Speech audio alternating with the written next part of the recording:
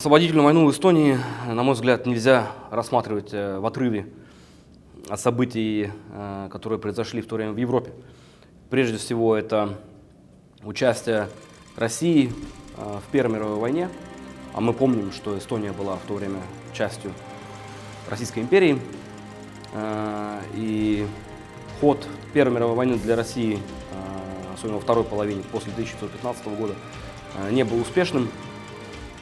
Революция февраля 1917 года, отречение царя Николая II, обретение Эстонии автономии Исландской губернии в марте 1917 года, это послужило, так сказать, предтечей событий объявления независимости Эстонии. 1917 on äärmiselt tormiline poliitiline aasta Eestis, kus ühe aasta jooksul vahetub mitu võimu ja Eesti tuleviku küsimus muutub üha aktuaalsemaks 1917. aasta lõpul. Ühelt poolelt Eestis võimutsevad bolševikud, kes viivad läbi mitmeid nõukogulikke reforme. Teiselt poolelt keisarliku Saksamaa väed olid juba augustis 1917 vallutanud Saaremaa, Hiiumaa, Vormsi. See tähendab, et vahetu sõjaoht oli jõudnud Eesti kohale, üks osa Eesti territooriumist oli juba keisarliku Saksamaa võimu all. Ja selles olukorras siis Eesti erinevad poliitilised jõud arutlevad Eesti tuleviku variantide üle, pakutakse välja üsna kohati naiivseid või kohati isegi utoopilisi ideid nii-öelda Eesti töövabariigi loomise kohta. Mõned lennukamad mõtlejad unistavad isegi Eesti ja Soome ühisriigist. Как Эстония, так и Латвия и Литва в то время находились как бы между двумя огнями, между Россией и Германией. С одной стороны, гибель Российской империи, революция февраля, затем приход большевиков к власти в октябре 1917 года по старому стилю. И с другой стороны, это ситуация в Германии, немецкая военная машина, имеющая в то время еще серьезную мощь, начала наступление на территории России, провал переговоров большевиков, которые пришли в Россию к власти, делегации во главе с известным деятелем Львом Троцким и, с другой стороны, представителей центральных держав Германии, Австро-Венгрии, Турции, Болгарии в городе Бресте, в то время Брест-Литовск, Белоруссии, привели к тому, что Троцкий заявил ни войны, ни мира, не подписал договора с немцами. В это же время у России больше не было армии, и за этим последовало масштабное наступление германской армии. И таким образом возникла ситуация, когда сразу же после объявления независимости Эстонии, 24 февраля, уже в течение суток после объявления независимости территория Эстонии была захвачена германскими войсками. Just rahvuslikumalt mõtlevamad parteid ja erakonnad võtavad üha selgemalt suuna Eesti iseseisvuse väljakuulutamisele, lootes sellega ühelt poolelt pääseda Nõukogude Venemaal süvenevast anarhiast ja teiselt poolelt lootes ka, et oma riikluse väljakuulutamisega äkki õnnestub mingil moel mõjutada rahvusvahelist elu, rahvusvahelist arvamust ja ära hoida siis keisarliku Saksamaa pealetungi. Kui Eesti kuulutas ennast iseseisvaks 1918, 24. veebruaril, siis minu arvates kõige ilusam tekst on manifest Eestimaa rahvastele. Ja see on iseseisvuse manifest. Seal loetleti ära need rahvad, kes kuuluvad Eesti rahva hulka. Venelased, sakslased, rootslased, juudid ja teised rahvad.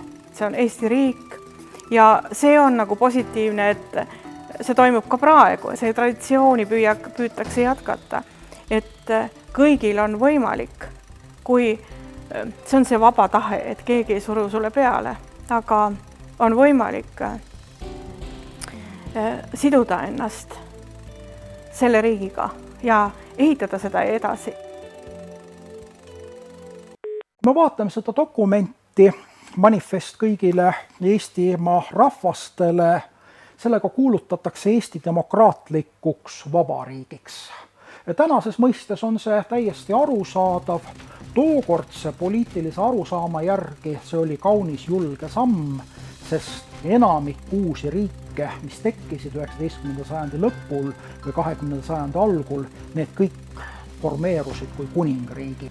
Ja nüüd tuleb 24. veebruar 1918 ja Eesti kuulutatakse välja iseseisvaks demokraatlikuks vabariigiks, mis tähendab seda, et Eestimaa päästekomitee koosseisus Konstantin Päts, Jüri Vilms ja Konstantin Konik, nad oskasid ilmselt mõelda juba 20. sajandi kategooriates ja said aru, et kuningriikide aeg jääb minevikku, et 20. sajand on ikkagi vabariikide sajand.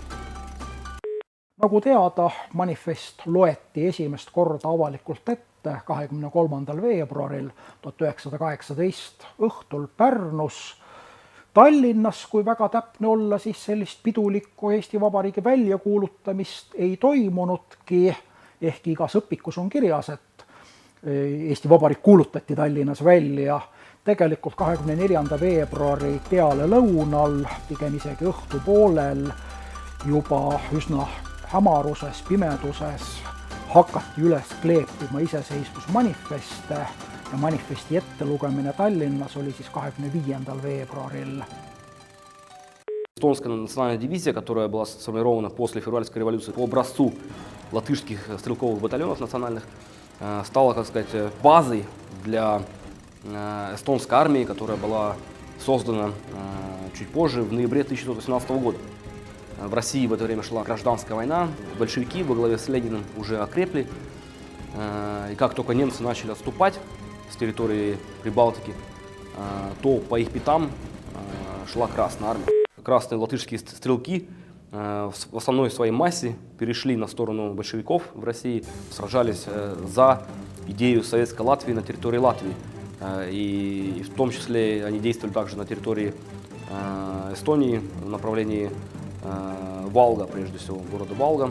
Стоит также забывать, что небольшая часть эстонцев поддержала коммунистов или большевиков. 28 ноября 1918 года, когда официально началась эстонская освободительная война, то бои под городом Нарва, в них также на стороне красных участвовали эстонские стрелковые части, которые были в составе Красной армии.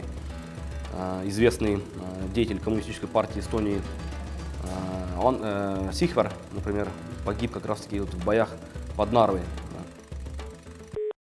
Нельзя сказать, что освободительная война Эстонии это была гражданская война, потому что народ Эстонии не разделился, как в России, на два сильных лагеря. Баланс сил, конечно же, менялся в зависимости от этапа гражданской войны в России. Важную роль сыграли добровольцы, которые, как правило, были гимназисты, студенты и преподаватели гимназий, учителя. Финские добровольцы, которых прибыло из Финляндии больше 2000, для них эта война называется как хымусыда, племенная война. Это было дело чести для финнов. Поддержка со стороны Великобритании, флот, который прибыл в Таллин. До конца 1918 года красные захватили города Нарва, Раквере, Тапа, Тарту, Валга. Красные начали террор против мирного населения. Арестовывались так называемые буржуи, как это называли, все интеллигентное население, все думающие священники, офицеры, и, как правило, расстреливались. Проводились изъятия ценностей, по мнению большевиков, незаконно нажитых буржуазией. Все это привело, конечно же, к страху и к ненависти в отношении красных. Также, как известно, в Нарве было объявлено о создании эстлянской трудовой коммуны, которую инициировали эстонские большевики. И их акции в отношении мирного населения, они были местами просто чудовищны.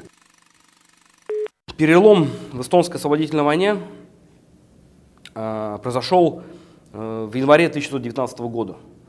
В Эстонии смогли сравнительно за короткий период времени создать небольшую, но вполне боеспособную армию. Большая заслуга в этом, конечно же, у командующего эстонской армии в то время подполковника, в дальнейшем полковника генерал-майора Йохана Лайденера, который показал большую энергию и умелое стратегическое руководство, управление войсками на всем протяжении эстонской освободительной войны. Адмиралом Йоханом Питкой были сформированы первые бронепоезда. Конечно же, они были слабо бронированы или вообще не были бронированы. А бронепоезда сыграли важную роль, потому что это была мобильная сила. Но нельзя забывать, что Советская Россия не была единственным врагом Эстонской Республики. Угроза шла, опять же, также со стороны Германии. Немцы не потеряли своего желания уничтожить все три Балтийские республики, Эстонию, Латвию, Литву. К 24 февраля 1919 года вся территория Эстонии была очищена от красных, и уже в первую годовщину во всех крупных городах Эстонии был проведен первый парад эстонской армии. Kui siis vabadussõjas toimus murdemoment, kus Eesti sõjavägi, tolle aja siis kõnepruugis rahvavägi, on üle läinud pealetungile ning vabastas kogu Eestit vaenlasest, siis alles siis me võime juba rääkida sellest, et hakati moodustama vähemusrahvustest selliseid lahinguvõimelisi üksusi. No, üks esimesi üksusi on olnud baltisakslasest koosnenud Balti pataljon. Alguses seda moodustati tänapäeva Ida-Virumaal, tol ajal siis Virumaal, Katšanovi üksikpataljon. Võitles kuni vabaduse lõpuni teise jalaväediviisi koosseisus Pihkvamaal ja näitas ennast lahingutegevuses väga heast küljest. 16 Katšanovi sõdurid olid autasustatud kõrgeima Eesti Vabariigi sõjalise autasuga Eesti Vabadusristiga.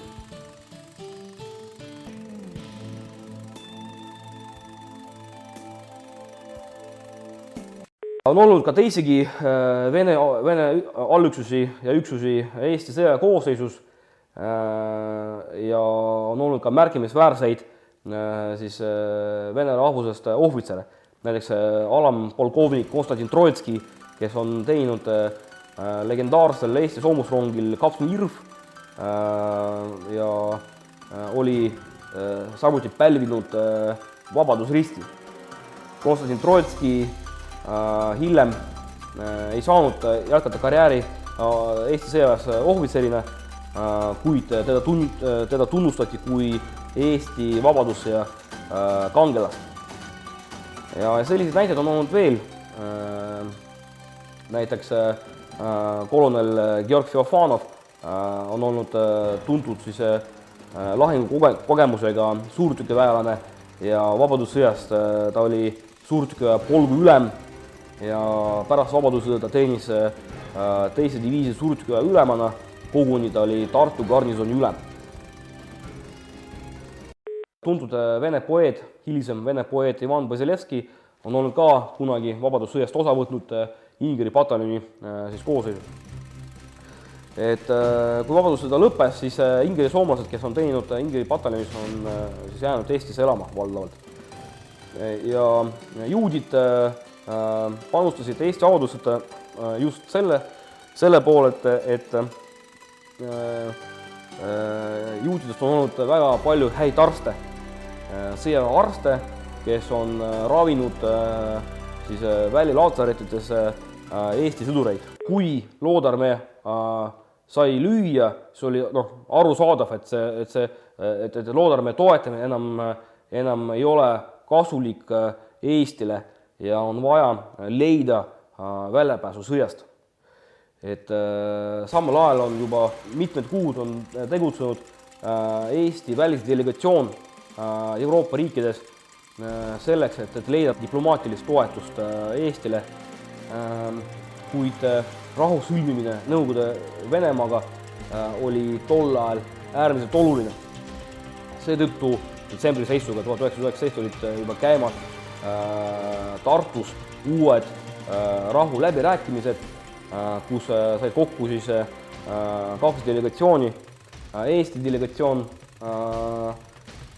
siis Jaan Poska juhtimisel ja teine delegatsioon Adolf Joffe juhtimisel, kes esindas siis Nõukogude Venemaad. Nõukogude Venemaa tahtis sõlmida rahu absoluutselt nendele sobivatel tingimustel. Ja selleks Punaarmee samal ajal teostas peatungioperatsiooni Narva jõejoonel Viru rindel eesmärgiga hävitada Eesti väegruppi Narva all ja sõlmida rahu selliselt, et see riigipiir ei oleks Narva jõest ida pool, vaid hoopis Kundast alates ja diagonaalist oleks läinud Pihkva järveni. Eesti jaoks see läbimurre oli siis lõpetatud selliselt, et punaseid löödi taganema ja Eesti väegrupp säilitas positsioonid endistel seisukohtadel. Edaspidi Nõukogude Venemaa delegatsioon oli juba nõus välja kuulutama vaherahu ja edaspidi juba täpsemalt siis kokku panema lepingupunktid. Tartu rahu, mis sõlmiti teatavasti 2. veebruaril 1920, on kahtlemata Eesti Vabariigi riikluse üks alusdokumente ja toonases olukorras mõlemad riigid, nii Eesti Vabariik kui Nõukogude Venemaa, tahtsid rahu. Enne seda, nagu teada, oli üsna pikalt olnud Eesti vabadussõda ja Nõukogude Venemaa, nagu teada, sõdis väga arvukatel rinnetel väga erinevate vastastega. Ja algne mõte oli, et Eesti läheb rahukõnelustele koos põhjanaabri ehk Soome ja lõunanaabrite ehk Läti ja Leeduga, kuivõrd kõik olid ju kunagi olnud Tsaari-Venemaa koosseisus, kõik olid teatud aegadel Nõukogude Venemaast lahku löönud. Aga mitmetel põhjustel kujunes välja nii, et Eesti Vabariik läks ainsana Tartus rahukõnelustele. Ja nagu teada, Tartu rahukõnelused, mis toimusid 2 kuud, olid üsna pingsad, aga nad lõppesid mõlemale poolele üsna soodsalt. Eesti Vabariik tunnustas Nõukogude Venemaad ja Nõukogude Venemaa tunnustas Eestit. See oli diplomaatiline läbimurre mõlema riigi jaoks. Nõukogude Venemaa kinnitas Eesti Vabariigi sõltumatust ilusasti igaveseks ajaks, nagu Tartu rahulepingus on kirjas. Lisaks lepiti kokku terve hulk majandusküsimusi. Tartu rahuleping oleks pidanud kehtima igavesti ja sellel on väga suur poliitiline tähendus, mis kajab ka tänapäeva, kuna praegu 2013. aastal on toimumas järjekordselt siis Eesti-Vene läbirääkimised piiri kohta ja ikkagi on jutuks Tartu rahu. Eesti vabadussõjas on langenud erihinnangul kuni 4000-ni Eesti sõdurid. Siin võib arvestada seda, et üldkaotused Eesti vabadussõjas on umbes 6000 sõdurit ja ohvitseri. Nende hulka arvatakse neid, kes on langenud lahinguväljadel ning samuti ka need, kes on surnud vahetult pärast vabadussõja lõppu haigustesse või haavadesse. Need kaotused on olnud toodud võidualtarile, mille tulemuseks oligi see, et Eesti Vabariik sai iseseisvuse ning suutis end kehtestada demokraatliku vabariigina. Eesti rahvas esmakordselt oma ajaloos võitis oma vabaduse kätte, relv käes. Ja Nõukogude ajal, kui Eesti on olnud Nõukogude Liidu üks koostisosa, ei olnud võimalik rääkida Eesti ajaloost objektiivselt, kuna ajaloo tõlgendamise reegleid dikteeris Nõukogude propagandistlik historiograafia. Seoses sellega tekkis Eesti ajaloos selline lünk. Kui Eesti Vabariik oli taas iseseisvunud augustis 1991, paljudele venelastele on olnud üllatuseks, et Eesti on olnud kunagi iseseisev riik ja oma sõjaväge, kes võitles demokraatliku ja vaba Eesti eest.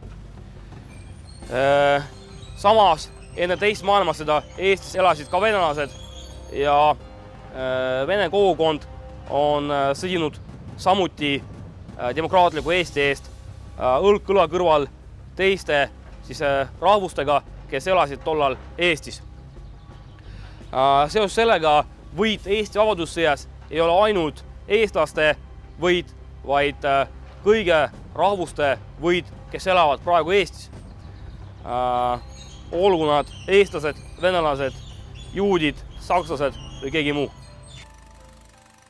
Minu selja taga on Edgar Johan Kuusiku 1928. aastal ehitatud vabadussõja mälestiseis. Selle mälestussamba ehitati selleks, et mälestada Eesti vabadussõjas langenuid Eesti sõdureid ja ohvitsere. Siin kalmistul, Kaitseväe kalmistul, me näeme ka vasakul pool veel ühte mälestussamba. See on 1933. aastal ehitatud ja on pühendatud kahele Eesti kindralile. Üks neist on olnud kindral Unt, keda lasti maha 1930. aastal Tallinna tänavatel kommunistide poolt ja teine on 3. jalaväediviisi ülem kindralmajor Ernst Põder, Landesveri sõjavõitja. Kaitseväe kalmistul on maetud rohkem kui 5000 sõdurit ja ohvitserit. See kalmistu ehitati aastal 1887 veel Venemaa tsaaririigis, siin paiknenud 23. jalaväediviisi jaoks. Hiljem maeti siia erinevaid sõdureid, kes teenisid mitmes sõjaväes. Peale venelasi on siin olnud siis ka eestlasi. Vabadussõja ajal maeti siia 400–500 Eesti sõdurit ja ohvitseri. Hiljem ka maeti siia 150 Vene valgete loodearmeelast. Samuti maeti siia Saksa sõdureid, Ameerika ohvitsere ning teise maailmasõja ajal samuti ka Saksa ja Nõukogude Liidu Punaarmee sõdureid ja ohvitsere.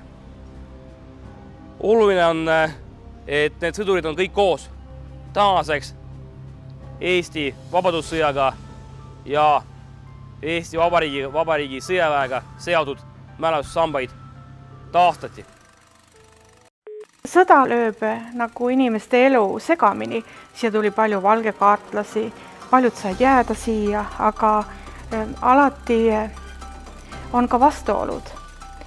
Et kuidas nendest vastuoludest välja tulla? Võib-olla kõik valgekaartlased, neid ei koheldud võib-olla nii kõiki sõjaväelasi, kui nad oleks oodanud. Seal, kus inimesed tegutsevad koos, peab õppima koosmeelt ja üksmeelt, sest kõigil on oma arvamus ja kuidas leida konsensus. Ja ma arvan nii, et ikkagi see konsensus leiti, sest väga paljud venelased samamoodi võitlesid Eesti vabaduse eest. Mis on huvitav ka, et 1935. aastal eestistati palju nimesid. Nii et tihtipeale me ei teagi, seal taga võib olla vene nimi, me teame, paljud sõjaväelased võtsid Eesti nimed. Eesti-Vene kultuuriloos on minule endale isiklikult on olnud väga tähtis, kes on kirjutanud ka väga hästi ja eestlastele ka tuntud, on professor Issakov. Ta on kahjuks surnud, aga ta on jätnud päranduseks oma mälestused. Peaksime paremini teadvustama Severianit, kes on tuntud luuletaja, kirjanik. Ja selle kaudu tuletama meelde, kuidas varem oli. Et ma arvan nii, et need kultuurimärgid, mis hävitati ära, meil on võimalik need üles ehitada lugude kaudu, elulugude kaudu, anda see väärikus tagasi, mis oli. Kui 1980. aastate lõpul algab perestroika ja glasnosti poliitika, Nõukogude Liidu uuenemine, ka siis üks olulisemaid nõudmisi Eestis oli ajaloolise õigluse taastamine ehk Eesti Vabariigi taastamine ja me saime toetuda sellele kogemusele, mis oli omandatud, nagu öeldud, 1920. ja 30. aastat. See kogemus, mis tookord pisut enam kui 20 aastaga saadi, see kogemus kandus generatsioone mööda edasi ja oli aluseks siis nendele murrangulistele protsessidele, mis toimusid Eestis 1980. aastate lõpul, mis siis päädisid, nagu teada, 20. augustiga 1991 ehk siis Eesti Vabariigi taastamisega.